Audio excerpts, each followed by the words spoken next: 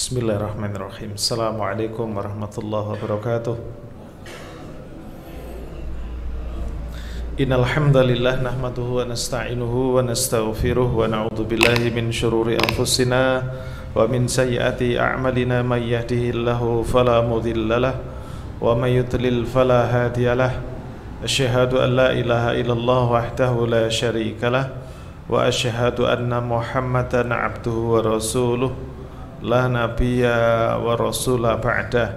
Allahumma salli wa sallim wa barik ala nabiyyina Muhammad wa ala alihi wa sahbihi ajma'in wa man tabi'ahum bi ihsanin ila yaumiddin wa ba'd.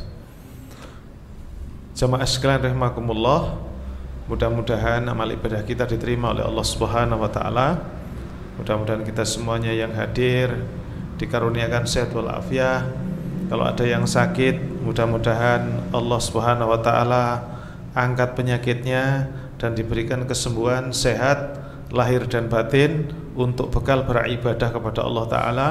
Mudah-mudahan kita semua dihadiahkan husnul khatimah. Nah, jemaah sekalian, kita lanjutkan materi yang saya sampaikan pekan kemarin belum selesai, meneladani konsep pendidikan Nabi Ibrahim. Jadi pendidikan itu penting sekali. Rusaknya bangsa ini adalah karena gagalnya pendidikan. Rusaknya keluarga karena tidak terdidik. Makanya Nabi sangat menekankan tentang masalah pendidikan, ya, atau tarbiyah. Pendidikan tentang adab, pendidikan tentang akhlak, pendidikan tentang ilmu-ilmu di dalam Al-Quran yang dijelaskan oleh Allah dalam Al-Quran maupun sunnah Rasulullah Sallallahu Alaihi Wasallam. Nah, Nabi Ibrahim sebagai orang tua yang berhasil, ternyata apa resepnya? Ternyata resep yang pertama kemarin adalah bermodal keteladanan. Jadi teladan itu penting. Orang itu bisa menjadi teladan kalau orang itu ditolong oleh Allah, Pak. Bapak Ibu, kita menjadi orang tua bisa diteladani anak itu ditolong oleh Allah. Lek wong wedok iku ketus judes ndak mungkin diteladani Allah. Betul Pak ya? Nah, coba Bapak sekalian saya tanya ini. Kalau jenengan punya istri yang judes ketus itu sumpek apa ndak? Oh, sumpek ya. Betul Pak ya? Entek-entek duit judes bisa. Nah, itu sudah Masya Allah. Ini di masyarakat itu sebenarnya pelajaran untuk kita. Kalau kita tidak senang dengan sifat seperti itu, berarti jangan seperti itu. Mari kita didik anak-anak kita ini baik gitu. Berikan yang terbaik. Jadi orang tua yang bisa diteladani. Antara yang diomongkan dengan yang dijalankan itu sama. Ya, jangan sampai kita menjadi orang yang dihukum oleh Allah Ta'ala tidak bisa melakukan kebaikan, sehingga ketika kita bicara kepada anak tidak direken. Kenapa tidak direken? Karena ibu bohong, bapak bohong, ngongkon sholat ora gelem sholat, ngongkon sedekah tidak mau sedekah, ya, menuntut baca Quran, oh bapak ibu ya ora tahu maca Quran, itu kan. Jadi ini masalah serius. Oleh karena itu dia akan melihat 24 jam. Apa yang dia lihat itu lebih bermakna daripada apa yang dia dengar. Saya ulang, bapak ibu menjalankan, memberi contoh kepada anak itu lebih hebat daripada bapak ibu ngomong nyerocos 1000 kali atau 200.000 kali. Betul apa enggak? Itu. Nak sholat, pegang anak tangannya, ayo wudhu, melok aku sholat. Itu lebih cepat apa enggak? Bapaknya dolinan handphone, ibunya dolinan handphone, sholat, cepet sholat, diantem sama sandal jebret gitu. Dia sholat apa enggak? Nangis, ngamuk, mangkel. Nah, udah cukup. Keteladanan Nabi Ibrahim alaihissalam memberikan keteladanan. Kemudian yang kedua berbasis tauhid. Rahasia beliau, sumber aliran sungai pendidikan Islam, tarbiyah Islam ini adalah ya tauhid. Mentauhidkan Allah Ta'ala. Jadi semua bu, bapak, kita mendidik anak itu mentauhidkan Allah. Minum pun dari mana? Allah. Sampai bisa hidup enak, Allah. Hidup susah, Allah. Yang menyelesaikan, Allah gitu. Maka kalau ngasih nama itu yang baik, Jangan nyontoh artis, ya. Jangan nyontoh selain Islam. Nama keren, ya, karena lihat filmnya Michael Jackson, akhirnya anaknya diberi nama. Padahal yo areke Jawa tulen daweso jenenge Michael Jackson, naudzubillah. Enggak ngerti maknanya, yang penting keren itu. Apalagi sekarang di televisi itu, atau sekarang sekarang ada YouTube, ada di HP itu. Apa saja yang dilihat. Kalau zaman dulu ngelihat Wiro Sableng, anaknya disebutkan namanya Wiro Sableng. Tapi ketika orang tuanya sering melihat sirah, membaca sirah, filmnya Sirah Nabawiyah, ya, ada Mu'ad bin Jabal, ya, ada Sa'ad bin Abi Waqqas, ada Abu Bakar, Umar, Uthman, Ali, gitu kan? Masya Allah, iklan lewat. Masya Allah, barokah nih, ya. Coba Bapak Ibu, kalau kita sering ngelihat, anak kita sering ngelihat film-film kepahlawanan Islam, itu mesti yang dicontoh Islam. Itu lah, ibunya enggak. Ibunya di medsosan kenal dengan orang-orang enggak pernah ngaji. Kenalnya artis, engko lek tak jenengno artis iki cek sugih kaya artis iku terkenal. Pilih mana? Terkenal masuk neraka, enggak terkenal masuk surga. Orang penting enggak terkenal, ya, yang penting masuk surga. Kan sekarang ini orang susah, Pak. Orang itu enggak bisa mengambil keputusan gitu. Antara choice ada dua pilihan, dia milih yang mana, itu berat. Maka didik anak untuk bertauhid kepada Allah Ta'ala. Jadi la ilaha illallah Muhammadur Rasulullah. Kamu yang jamin rezekimu Allah, yang jadikan kamu baik itu Allah, yang jadikan bapakmu ini sehat Allah, yang memberikan musibah ini Allah. Sekarang apa? Ngemis sama Allah gitu. Jadi ini yang harus ditanamkan kepada anak, sehingga meskipun kamu tidak bisa makan tapi kamu tetap bertauhid. Meskipun gajimu kecil, yang penting halal dan barokah. Ini penting untuk anak supaya tahan nanti. Ketika kaya juga tahan menjadi seorang muslim yang taat. Ketika diuji kemiskinan tetap tangguh, tetap la ilaha illallah Muhammadur Rasulullah. Disogok jabatan kemudian imannya dilepas, enggak. Berapa banyak sekarang orang yang tidak bisa sholat berjamaah, sholatnya di pinggir meja begini, meja kantornya, gajinya tinggi, tapi sholatnya di pinggir meja, waktunya habis untuk bekerja dan tidak bisa sholat berjamaah. Padahal yang nolong dia itu Allah, yang kasih makan itu dia Allah, yang nanti menyelamatkan di dunia dan akhirat itu Allah Subhanahu Wa Taala. Tidak paham orang itu, dijauhkan dari Allah Taala. Itulah Barat, ya. Ya, dan orang-orang ateis, komunis yang terus untuk ngikis tauhid dari anak-anak kita, dari lembaga pendidikan yang ada, dari para orang tua. Jenengan bayangkan enggak, orang seusia panjenengan yang sekarang kerja tok itu, ndak ngerti sholat, ndak ngerti zakat, ndak ngerti puasa, ndak ngerti halal, ndak ngerti haram. Yang penting apa? Aku hidup bahagia. Apa itu simbol yang sering dikatakan anak-anak muda itu, Pak? Higam. Apa itu? Hidup gembira, awet muda, masuk surga. Surga nimbai. Itu kan jadi mindsetnya itu ditanam di situ gitu. Jadi orang usah ngoyo-ngoyo nyambut gawe gitu. Tidak ada orang sukses itu tanpa sakit, menderita, susah, payah gitu. Tidak ada, Pak. Ini yang dicontohkan. Ini loh contoh orang sukses. Coba dikasih contoh itu, bagaimana mulai dia kecil sampai besar. Ini orang husnul khotimah, mulai kecil sampai besar. Ini orang baik, keluarganya baik, anak keturunannya baik. Begini cara hidupnya. Kan begitu harusnya. Anak kita ini krisis keteladanan, ya. Gurunya susah menjadi teladan, orang tuanya susah menjadi teladan. Jadi dia bingung ini, siapa role model di lingkungan saya itu. Maka tauhid ini penting, ya. Tanpa tauhid seluruh perjalanannya tidak lagi berarti. Maka la ilaha illallah. Kemudian saya lanjutkan di ketika menata lingkungan yang kondusif. Kemarin sudah, ya, tempatkan di tempat yang baik, lingkungan yang baik, carikan teman yang baik, Kemudian apalagi carikan orang-orang yang mendidik yang baik, Bu, Bapak.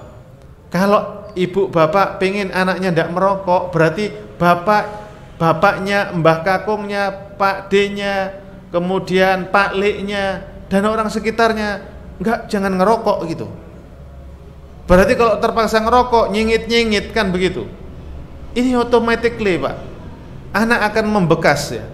Saya ini tidak merokok. Karena apa? Bapak saya nggak ngerokok. Terus mbah saya, atasnya bapak saya, orang tuanya almarhum bapak saya, nggak ngerokok juga gitu. Akhirnya apa? Ketularan juga. Waktu kecil ya rada ndablek mungkin ya, ada rokok coba sih gaya kan begitu. Orang itu dulu kalau udah punya rokok kan gaya, betul apa enggak, Pak? Ngerokok itu gaya apa untuk tambah rezeki ini banyak itu. Ya. Kan karena gaya gitu loh. Akhirnya karena keterusan kemudian kecanduan akhirnya melakukan itu gitu. Berarti kalau dia berhenti, beli rokoknya itu diganti dengan bismillah, ku niatkan mulai malam hari ini uang rokok untuk infak tiap hari. Insya Allah, Pak, Allah tolong kita. Aku lemes kalau tidak pakai ngerokok gitu ya. Mungkin itu awal, makanya hijrah itu penting. Ya, bukan kaitannya dengan merokok. Saya ingin menekankan bagaimana efek dari contoh teladan dan lingkungan yang tidak baik itu ngefek ke anak. Saya pernah cerita, Pak, ya, ada anak SD, kemudian dia menelanjangi temannya, kemudian temannya itu ditendang auratnya, ditendang macam-macam lah. SD, Pak, kecil-kecil, orang tuanya memarah-marah, terus ke sekolah memarahi ustadznya, antar orang tua juga saling tengkar gitu. Hati-hati, kenapa? Ternyata anak ini pernah jadi korban begitu di lingkungan perumahannya. Jadi ada yang lebih dewasa dari dia suka melorotin bajunya kemudian ditendang-tendang begitu, nyontoh, Pak. Demikian lingkungan ini penting. Maka jadi jar qobladar. Nah, ini ya. Jadi sebelum membeli rumah maka lihatlah tetanggamu begitu. Sebelum membeli rumah kita melihat tetangganya siapa. Tetangganya jamaah di Masjid Al-Falah, ya, seneng majelis ilmu, akhlaknya baik-baik, udah beli rumah di situ. Jangan beli rumah dulu baru lihat tetangganya, salah. Mudah-mudahan perumahan kita, tempat tinggal kita barokah, ya, tetangga kita baik semuanya gitu.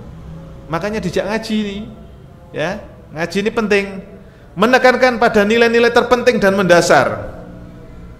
Nah, ini dikatakan gini, kadang harus ada cabang yang dipotong atau dibiarkan menjadi besar agar sebatang pohon tumbuh dengan baik.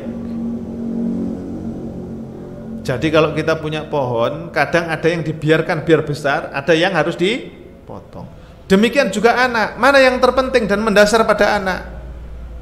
Privat tari, menari, olahraga, tinju, atau privat Al-Quran? Itu pilihan. Anak disibukkan dengan ilmu agama, apa anak disibukkan dengan keterampilan supaya nilainya di sekolah bagus, dapat tepuk tangan, dan orang tuanya maju menerima hadiah dan dipoto tersebar di medsos, seluruh dunia ngelihat. Ayo pilih mana? Jadi orang tua terkenal apa orang tua yang selamat? Mestinya selamat, tapi terkenal kepingin enggak? Oh, selamat dan terkenal. Wah, ini abot sanggani, ujiannya berat. Samen delok nih, Pak. Sampean tingali, jenengan tingali. Orang-orang yang terkenal di dunia entertain itu rata-rata hidupnya bermasalah apa tidak?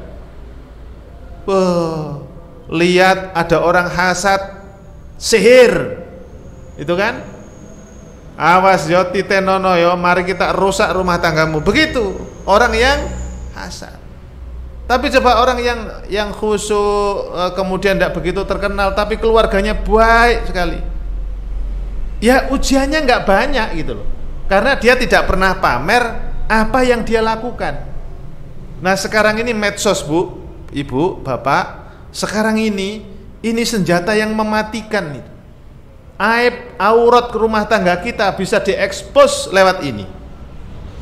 Orang lain kan tidak tahu rumah kita karena tertutup kunci gerbang. Ternyata ini live kayak begini, ini direkam live streaming. Kalau tidak begitu dipoto, di video, seret, inilah rumah tangga bahagiaku. Masya Allah, istriku cantik sekali, ya Allah, suamiku ganteng sekali. Lah ini anakku luar biasa. Upload, Bu. Orang yang senang mendoakan, tapi orang yang tidak senang dan pengen rusaknya rumah tangga kita, ini pintu masuk untuk menghancurkan rumah tangga kita. Sedang ya? Ini pendidikan. Makanya pentingnya menekankan nilai-nilai yang terpenting dan mendasar. Nah, orang tua itu mesti mengenali nilai terpenting yang harus diperhatikan untuk terus tumbuh dalam diri anak. Apa? Akidah, iman. Ma ta'buduna min ba'di. Kalau ayah mati nanti apa yang kamu sembah, Nak? Berarti apa? Menanamkan tauhid itu yang penting. Ditakutkan akan siksanya Allah di dunia dan di akhirat. Dikasih contoh ya. Misalnya bagaimana Nabi Yunus ya, kemudian ditelan ikan hiu, terus bertobat, Allah selamatkan. Bagaimana Nabi Musa, bagaimana Nabi Nuh ya, yang didatangkan air bah, anaknya murtad. Anaknya apa? Tidak ngikutin Nabi Nuh gitu. Bagaimana ketika yang mendidik, yang ngomong itu bapak angkatnya kafir, tapi ibunya solihah, jadinya Nabi siapa? Musa. Ini Pak, ini ayah angkatnya kafir, Musa ini. Makanya Nabi Musa itu ketika menghadapi Fir'aun luar biasa. Ya artinya apa? Tidak punya kekuatan menghadapi Fir'aun karena apa? Pernah punya jasa, Pak. Makanya orang Jawa itu kalau udah pernah jasa itu nggak berani amar ma'ruf nahi mungkar. Kenapa? Sing nyekolahno awakmu iku aku lho ya. Ojo macem-macem karo aku. Wingi mulai cilik sing keimangan aku. Ya, sing ngrabekno awakmu iku aku. Akhirnya nggak berani mengatakan yang hak karena kita hutang jasa. Makanya hati-hati jangan sampai hutang jasa kepada makhluk. Kalau toh memang sesama orang beriman enak, tapi kalau nggak beriman resikonya tinggi sekali. Inilah yang terjadi di negeri ini sekarang. Saling balas jasa. Ya. Menekankan pada nilai-nilai terpenting dan mendasar. Katakan, kalau budaya Barat itu tidak boleh digunakan, Nak. Kemarin itu saya tampilkan Halloween. Terus sekarang budaya orang-orang kafir tidak boleh diikuti. Man tasyabaha biqaumin fahuwa minhum, Valentine Day. Jadi nyuntuh-nyuntuh orang Barat. Kemudian apa lagi? Kalau ulang tahun, itu kalau ulang tahun ada tradisi ini, apa namanya? Buat kue, terus ada lilinnya, terus ada lagu tiup lilin, apalagi lagunya itu. Ya. Ini kita muslim gitu. Kalau mensyukuri nikmat tentang kelahiran, membahagiakan saudara kita, maka doakan dia selamat, berikan dia ucapan doa berkah umurnya, berkah ilmunya, berkah keluarganya gitu. Jadi bukan ngikutin tradisinya orang-orang di luar Islam. Kenapa? Karena Allah tidak akan menerima. Wa may yabtaghi ghairal islami dinan falyuqbala minhu wa fil akhirati minal khasirin. Surat Ali Imran ayat 85 ini. Jadi Allah tidak akan menerima agama selain Islam, aturan selain Islam, syariat selain Islam. Berarti tradisi selain tradisinya Islam. Ini yang penting. Bagaimana Pak, nanti di sekolah itu kan ada ulang tahun, kita diundang untuk nyanyi-nyanyi. Ya, apa itu lagunya, happy-happyan itu. Happy birthday to you, to you, to you, dan seterusnya itu. Kenapa kita tidak berani merubah tradisi? Makanya kalau tidak selamat di satu lembaga pendidikan, gara-gara anak kita lingkungannya tidak baik, maka selamatkan anak kita sedini mungkin. Yakinlah Allah Maha Penolong. Nah, ini menekankan pada nilai-nilai terpenting dan mendasar. Kalimat tauhid, la ilaha illallah, Muhammad Rasulullah, teladannya Nabi Muhammad. Bagaimana anak kita cinta kepada Nabi Muhammad. Bahkan ketika Nabi Muhammad dihina, dia siap bela. Pokoknya kalau nabiku dihina, aku siap untuk jihad fisabilillah. Nah, begitu. Lah ini kalau orang tidak punya cinta kan tidak mungkin membela yang dicintainya. Sama dengan begini, Ibu, Bapak, anak kita cinta sama kita karena kita sayangi. Suatu ketika ada orang lain menghina kita, anak kita bela apa enggak? Enggak usah disuruh. Jangan hina orang tua saya, langkahi dulu saya. Kan begitu. Kenapa? Ini cinta pada orang tua. Bagaimana ketika cinta kepada Allah dan Rasulnya? Kalau Allah dihina, kalau Rasulullah SAW dihina, maka pembelaannya itu karena dorongan iman kepada Allah Subhanahu wa Ta'ala. Nah, ini yang harus ditanamkan kepada anak di akhir zaman. Ini ujiannya besar dan luar biasa ya, oleh karena itu yang diwasiatkan oleh Nabi Yakub ya dalam surah Al-Baqarah ayat 132 ya, ketika ditanya ya, Nabi Yakub kemudian menyampaikan kepada anak-anaknya, wahai anak-anakku, sesungguhnya Allah telah memilih agama ini bagimu. Janganlah kamu mati kecuali dalam memeluk Islam. Fala tamutunna illa wa antum muslimun. Begitu. Wasiatkan ibu, bapak ibu. Panjenengan hari ini hadir, doakan anak-anak kita diwafatkan dalam keadaan Islam. Kita pun juga demikian. Istiqomah itu berat.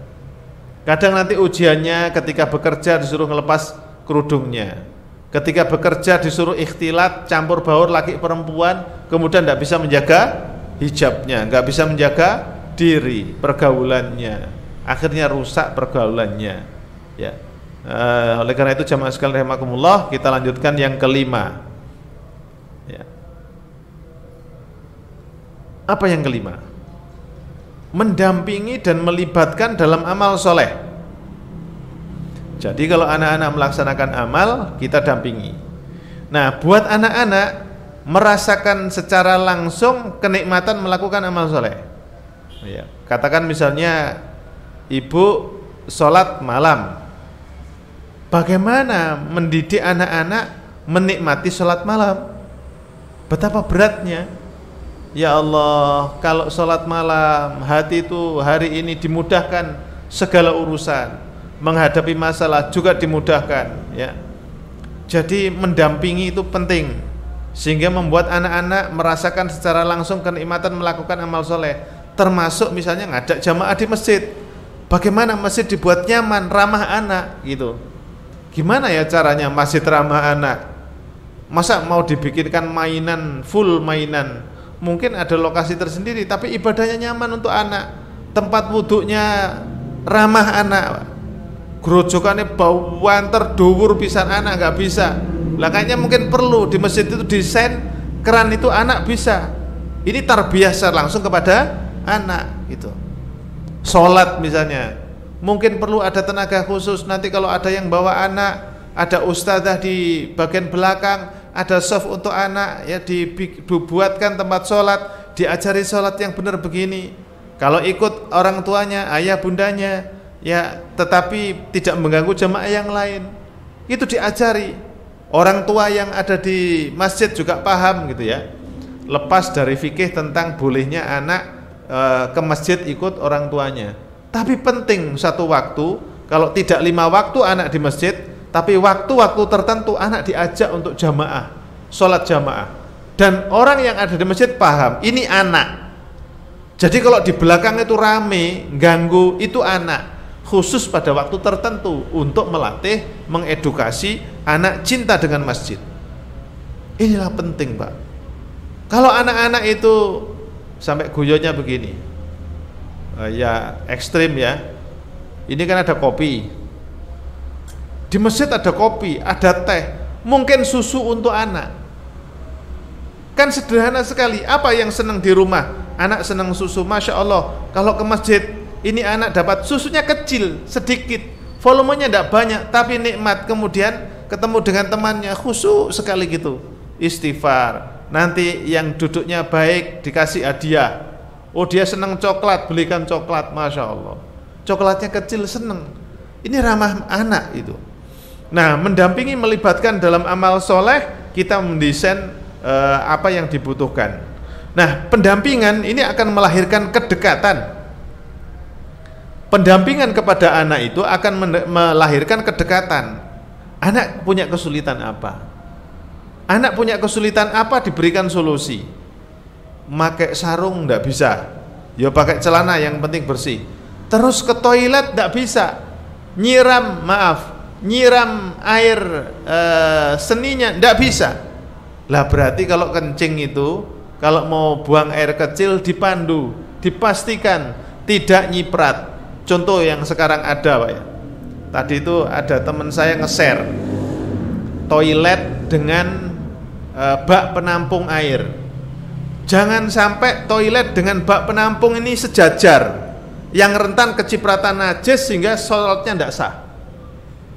Sehingga apa? Bak penampung air ini dengan toilet harus lebih tinggi. Kalau toiletnya duduk, katakan toilet duduk itu 60 cm, berarti ya minimal 80 cm itu bak penampung airnya, sehingga lebih tinggi. Nah kadang orang tidak paham, anak nggak paham. Ada yang wudhu di tempat wudhu Pak, di tempat toilet ini. Ya perkara boleh dan tidak juga ada debatable. Tapi kalau udah terpaksa, ibu-ibu auratnya kan harus tertutup, tidak mungkin ngelepas kerudung kemudian wudhu di luar. Nah ada, oh berarti toiletnya suci. Sebelum mandi itu digerucuk semuanya ini, sampai tidak dipastikan tidak ada najis yang nempel dan ngalir di airnya. Itu edukasi kepada anak. Jangan sampai anak kesulitan. Nah, termasuk bagaimana masjid kita ini bagus, bersih. Nah, masjid tanpa sampah. Sekarang kan ada sekolah tanpa sampah.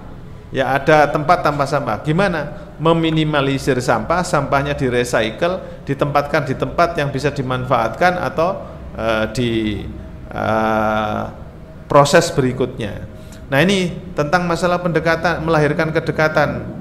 Kemudian mau minum, makan, kalau ketika lapar, buang air kecil, buang air besar, sudah siap masjid kita melayani anak-anak didik kita ini. Kemudian sementara pelibatan akan menumbuhkan rasa percaya diri. Kalau pendampingan melahirkan kedekatan dan keterikatan. Jadi kalau didampingi, ibu mau ngomong apa, anak manut. Bapak mau ngomong apa, anak manut. Sama dengan anak remaja ya. Anak remaja itu kalau tidak didampingi juga sakar PDW. Tapi kalau didekati, diarahkan, Masya Allah jadi pemimpin masa depan. Panjenengan yang sekarang aktif mengelola masjid, ini kan karena kita dulu didampingi, dididik gitu. Berarti siapa kader berikutnya Pak? Kalau saya meninggal, siapa nanti akan melanjutkan ini? Jamaah di belakang kalau ibu-ibu sudah tidak ada, siapa nanti yang akan duduk di situ Bu? Ya, yang di sini siapa yang akan menggantikan? Sehingga pendampingan melahirkan kedekatan, pelibatan menumbuhkan rasa percaya diri. Makanya kalau ada kajian mungkin perlu ada MC-nya, mungkin setelah 1 menit MC melatih percaya diri, itu penting. Ya, wis langsung aja Ustadz, misalnya begitu. Ini kan edukasi, mencetak calon pemimpin. Kalau udah bacaannya bagus, paham fikih tentang imam sholat dan lain sebagainya, jadikan imam. Tapi di imam sholat sunnah dulu, baru kalau udah bagus baru sholat fardu, kan begitu. Ada tahapan untuk mendidik, mempersiapkan anak kita jadi pemimpin. Jadi militer itu sampai detik ini saya acungi jempol yang terbaik kaderisasi kepemimpinannya. Yang ini bisa dicontoh umat Islam gitu. Jadi pemimpin, nanti takmir itu bagaimana standarnya, jadi imam sholat bagaimana standarnya, pelatihannya begini, udah disiapkan ya. Tapi kadangkala karena capek dan lelah memikirkan kehidupan, kita tidak sempat melakukan itu semuanya. Wis pokoknya sing iso kongkon maju dan yang mau disuruh maju, kan begitu. Tidak baik desain. Makanya jalan di tempat dakwah kita ini Bapak Ibu. Tapi bisnisnya berkembang, dakwahnya jalan di tempat. Kenapa? Ngurusi bisnis lebih serius, ngurusi dakwah yang penting jalan semaksimal mungkin, semampu dan sisa waktu kita. Ya. Kemudian dan apalagi melibatkan dalam aktivitas amal soleh ya, itu bisa menumbuhkan rasa percaya diri, membentuk pengalaman berharga. Jadi kalau kita misalnya ngajak dan melibatkan dalam amal soleh, penyantunan, kemudian membersihkan masjid, maaf, sekedar memvakum kotoran masjid, itu tidak sederhana bagi anak. Nggak sederhana bagi anak kita, meskipun anak kita udah SMA, suruh vakum, belum tentu bisa. Kita tahu debu itu kalau diseret loh, ini debu ini. Orang tua paham, tapi anak tidak paham. Itulah fungsinya melibatkan anak. Contoh Pak, niki. Ini kan sederhana.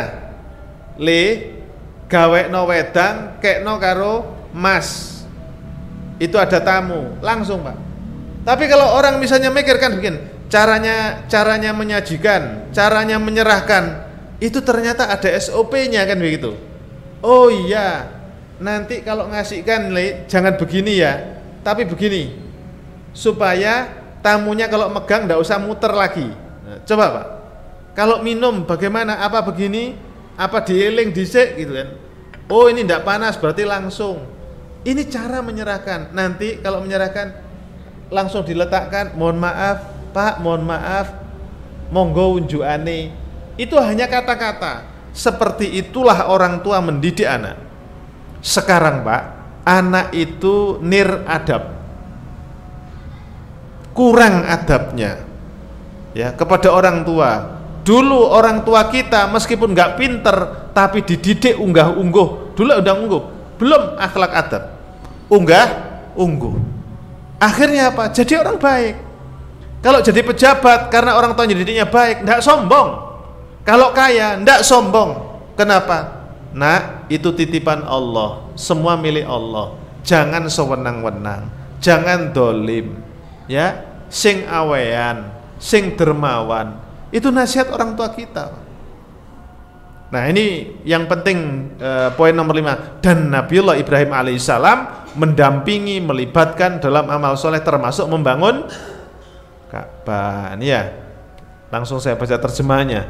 Dan ingatlah ketika Ibrahim meninggikan, membina dasar-dasar Baitullah bersama Ismail alaihissalam, bangun masjid.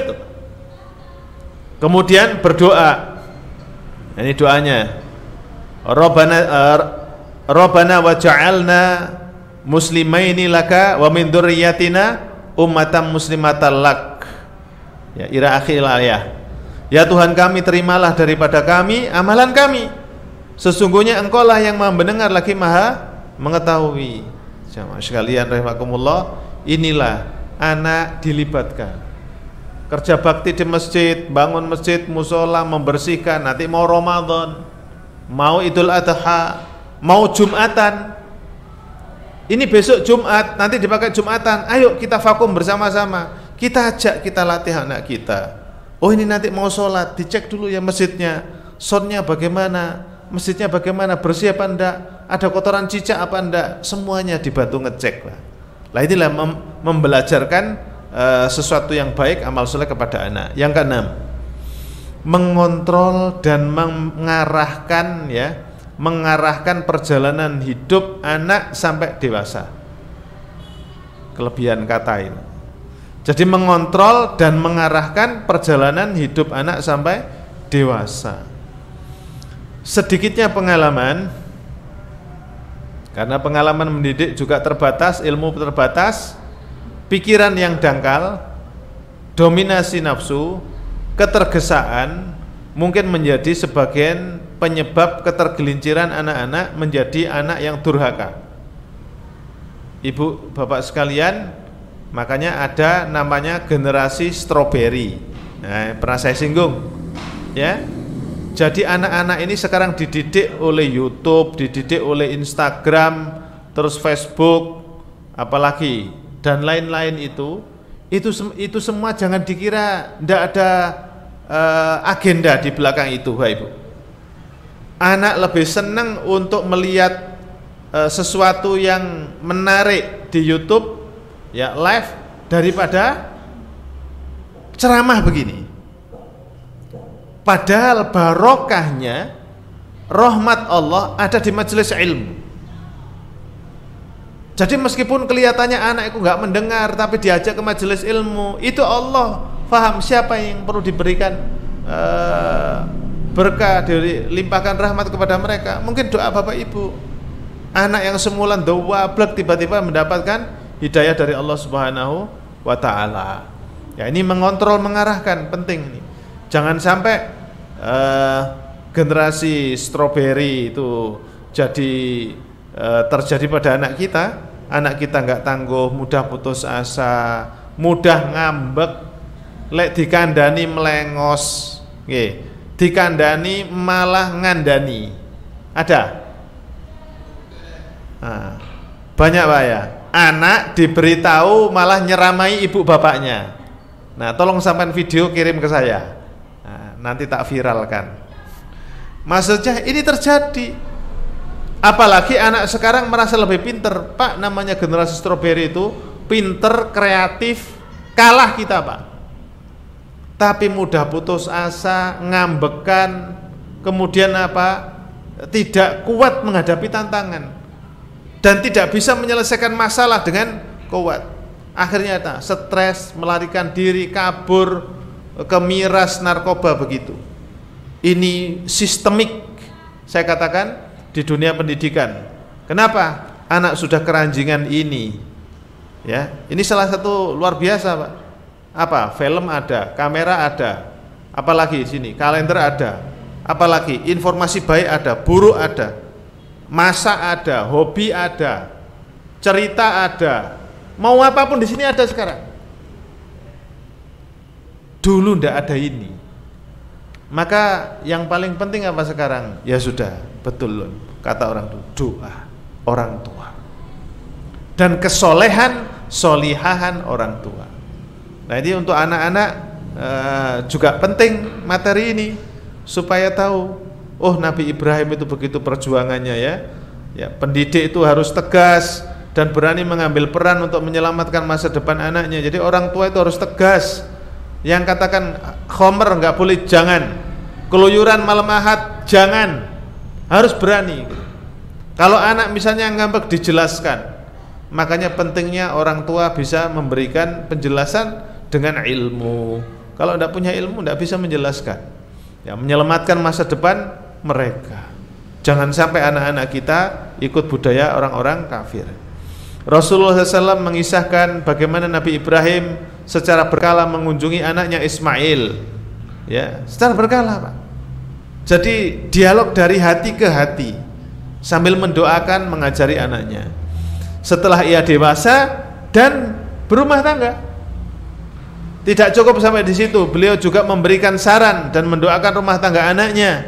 Ketika melihat menantunya berpakaian buruk, istrinya buruk, beliau tidak segan mengisyaratkan pada Ismail agar menceraikan istrinya. Kenapa? Ingin menjaga agar anak ini selamat nanti di masa depannya dan tidak lahir dari istri buruk ini keturunan yang buruk. Ya, saya kemarin itu melihat sebuah tayangan video di Tanah Suci, ya, nggak sengaja itu ada vlog. Wah, hati-hati menikah dengan orang yang ada di sana. Satu wanita punya 5 suami. Duh, luar biasa. Berarti apa? Kan nggak resmi ya. Jadi katakan misalnya karena imigran begitu dari berbagai negara, wanita di sana kelihatan cantik langsung dinikahi. Enggak. Maaf Pak ya. Indonesia itu masih bagus tradisinya. Orang dulu itu kalau mau menikah apa yang dinilai? Bibit apa Pak? Jawa itu. Bobot terus apa lagi? Bebet apa lagi? Wis pakai itu. Kan ditali anaknya siapa? Keturunannya siapa?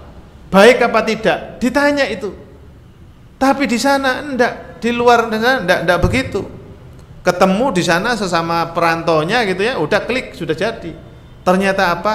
Untuk menarik maharnya. Kawin dengan orang bukan nikah ya, dengan orang Bangladesh, orang Pakistan, orang Filipina, diminta maharnya, terus kawin lagi begitu. Ada yang begitu. Betapa ngerinya sekarang. Maka jangan sampai anak-anak kita ya nikah dengan wanita tidak baik. Mudah-mudahan dapat jodoh soleh solihah semua bu anak kita. Penting ya milihkan jodoh itu. Silakan jenengan ya. Sampai ada yang mengatakan aku memang sudah menikah. Ini di medsos. Saya sudah menikah, tapi saya masih mengidolakan laki-laki lain. Jenengan punya mantu begitu mau Pak? Nabi Ismail ada begitu.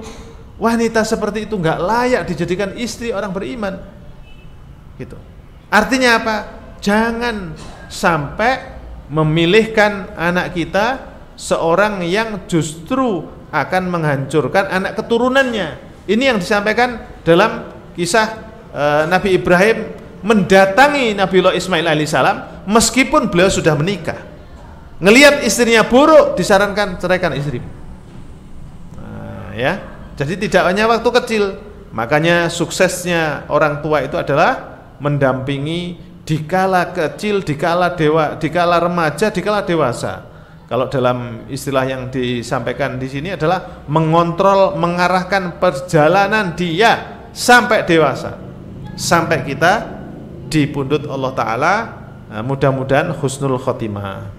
Sehingga ibu atau istri yang buruk adalah alamat pertama kegagalan proses pendidikan anak, mengkader jadi anak penerus perjuangan agama Allah Subhanahu wa Ta'ala. Allahu Akbar. Itu yang ke-6.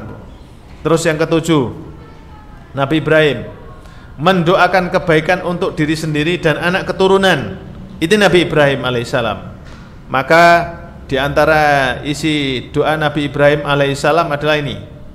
Di dalam Al-Quran Nabi Ibrahim diceritakan sering berdoa memohon bagi diri beliau dan keturunannya. Pertama, menjadikan negeri tempat tinggalnya aman. Ya, tadi sudah ada di ayat-ayat berikutnya ya. Jadi kalau kita lihat di dalam ayat-ayat yang sudah kita kaji tadi itu memberikan contoh teladan kepada kita tentang Nabi Ibrahim. Jadi mendoakan mudah-mudahan ya Allah Gadang ini aman, Indonesia ini aman gitu. Perumahan saya aman, doakan Bu. Yang kedua, selalu menegakkan sholat ya. Selalu menegakkan sholat. Ini doanya. Jangan sampai tidak lepas dari doa. Ya Rabbi ja'alni muqimas sholati min dzurriyyati rabbana wa taqabbal du'a. Ini kalau kita sebagai orang tua, Bapak Ibu. Kemudian yang ketiga adalah menjadi imam teladan dalam kebajikan. Jadi imam bagi orang-orang baik berarti menjadi seorang leader, pemimpin. Jadi kita ini jamaah sekalian di tengah-tengah lingkungan kita jadi pemimpin minimal di rumah tangga kita. Memimpin orang-orang yang baik. Ya, kumpul dengan orang-orang baik. Yang keempat, dicintai segenap manusia. Walaupun ada yang membenci, tidak apa-apa. Insya Allah orang baik mencintai orang baik. Lek orang jelek, ya wajar mencintai orang jelek. Ya. Yang kelima, di antara doanya adalah mendapatkan rezeki yang melimpah. Ya. Kita minta doa, minta kepada Allah rezeki yang melimpah untuk apa? Untuk beribadah, untuk mendidik anak-anak kita.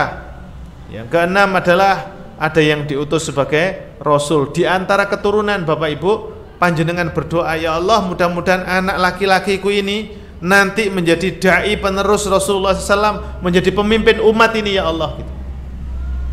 Kalau anak perempuan doakan sama, ya Allah mudah-mudahan dari anak perempuanku ini lahir ulama-ulama yang akan nanti meneruskan perjuangan Rasulullah Muhammad SAW. Sudah berdoa begitu belum? Rahasia yang ketujuh, Nabi Ibrahim sukses mendidik anak sehingga putra keturunan beliau menjadi nabi dan rasul, itu adalah mendoakan kebaikan diri sendiri dan anak keturunan, Pak. Ini penting meskipun anak kita masih kecil, doakan. Mudah-mudahan anak keturunan kita nanti soleh-solehah, taat kepada Allah, menjadi pejuang agama Allah Ta'ala. Lebih khusus lagi misalnya minta, mudah-mudahan ya Allah Engkau karuniakan anak cucuku menjadi penghafal Quran yang soleh ya, yang mujahid. Itu minta sama Allah, karena Quran itu menjadi syifa, obat. Maka penting untuk kita jadikan prioritas dalam pendidikan anak kita. Yang kedelapan, Nabi Ibrahim alaihissalam mewasiatkan agama dan keyakinan kepada anak keturunan. Wasiatnya din, agama ya. Nah, wasiat yang disampaikan seseorang menjelang meninggal itu cermin pusat kekhawatiran dan persoalan terpenting yang diharapkan tetap menjadi baik sepeninggalnya. Maka kalau orang tua itu sering megang sertifikat, maka saat sakaratul maut yang dicari apa? Mana sertifikatku? Mana? Tolong ambilkan uang di bawah bantal sana, di bawah kasur situ ya. Mau meninggal ingat hartanya. Jangan lupa itu mobil itu waktunya ganti nomor, silakan besok di gini. Jadi ingat semua harta-hartanya. Wasiatnya bukan itu. Nabi Ibrahim mewasiatkan tentang masalah iman, agama. Ya. Jadi jangan sampai kita mewasiatkan sesuatu selain hal yang terpenting yang Allah bimbing di dalam Quran dan sunnah Rasulullah Shallallahu Alaihi Wasallam. Itu. Nah, perhatikan wasiat para tokoh di detik-detik kematiannya, dan panjenengan akan tahu apa sebenarnya yang paling dia khawatirkan di belakangnya. Jadi wasiat, misalnya ada dai ulama, wasiatnya apa? Dakwah. Tolong teruskan wahai murid-muridku, ketika aku mati nanti dakwah, ajarkan Quran, ajarkan sunnah Rasulullah SAW. Begitu wasiatnya kepada para murid-muridnya.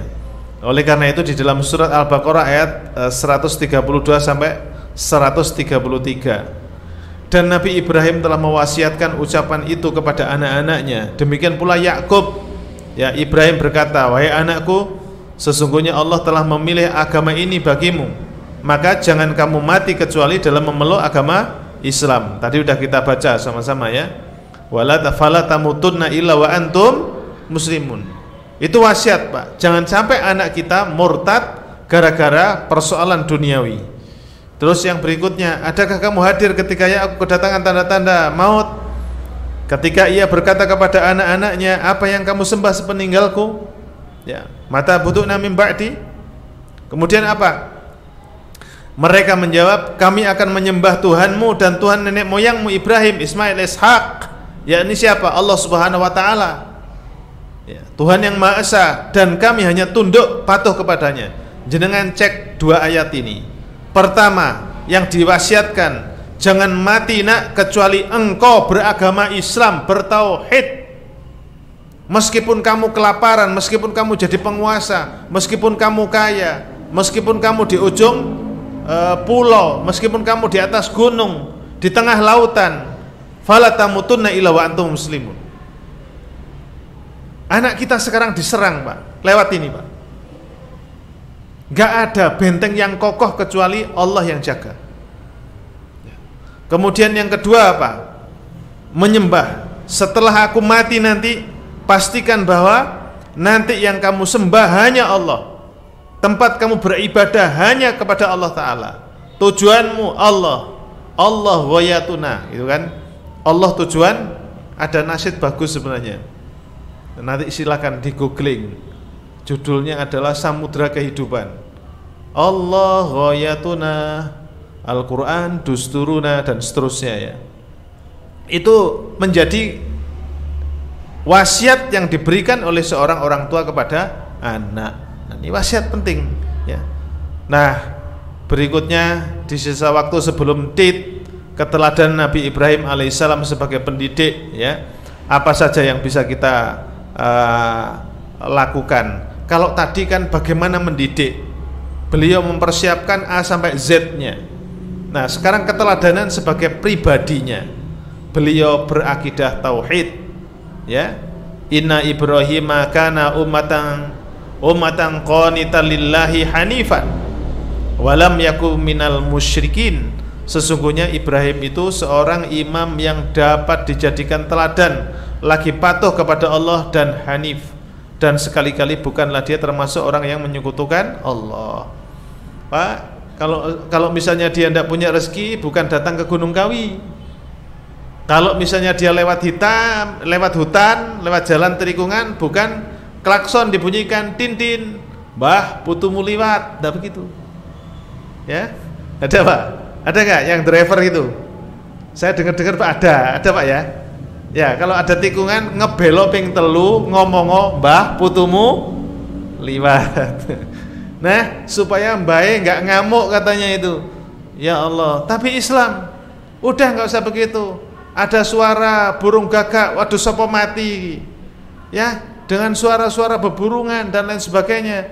hal-hal seperti itu orang tua udah bebas, nggak khawatir gitu. Ini yang penting, kita punya Allah yang menolong kita, Allah yang memberikan rezeki, Allah yang memberi musibah, Allah yang ngangkat musibah, Allah yang ngasih anak kita menjadi baik adalah Allah Ta'ala. Berarti perbanyak dekat sama Allah, ya, nanti nangis kepada Allah Ta'ala. Yang kedua, beliau sebagai muslim yang kafah. Ibrahim bukanlah seorang Yahudi, bukan seorang Nasrani, akan tetapi dia adalah seorang yang lurus, ya, seorang yang lurus, hanifah muslimah wa makana minal musyrikin. Ya, beliau ini seorang yang hanif, yang lurus, berserah diri pada Allah, pasrah, ya Allah, kula pasrah dumateng panjenengan, napa ingkang jenengan kersakaken, monggo ya Allah, kula pasrah, ya Allah aku pasrah, apapun yang engkau titahkan kepadaku, engkau tulis di Lauhul Mahfuz, hamba ikhlas ya Allah, tolong hamba gitu. Ya, kalau udah begitu gimana Pak? Tenang hatinya itu. Kemudian, dan sekali-kali bukanlah dia termasuk golongan orang-orang musyrik. Jadi kalau sekarang Islam kita baru sholat, maka besok muamalah kita Islam, maka yang haram kita tinggalkan, aurat tertutup semuanya, terjaga, ya, sampai kita dipundhut husnul khotimah insya Allah. Jadi ada track yang jelas itu. Saya ngaji di Al-Falah ini dulu ndak bisa sholat, sudah bisa. Sholat nyontoh Nabi bener, wudhu belum nyontoh Nabi bener, kemudian nanti istinja nyontoh Nabi, kemudian tayamum nyontoh Nabi, dan seterusnya, ya. Mandi besar, oh udah bisa sekarang. Jadi ilmunya tambah gitu, tambah sopan, tambah santun, tambah semangat, tambah bisa membagi waktu, mengambil keputusan terbaik. Itu penting. Ini Nabiullah Ibrahim alaihissalam. Mudah-mudahan manfaat dan berkah. Mudah-mudahan kita menjadi orang tua yang solih dan solihah, dan anak kita dijadikan oleh Allah anak yang soleh dan solihah. Astaghfirullahaladzim, astaghfirullahaladzim, astaghfirullahaladzim. Subhanakallahumma wa bihamdika asyhadu an la ilaha illa anta astaghfiruka wa atubu ilaik. Wal afu minkum. Wassalamualaikum warahmatullahi wabarakatuh.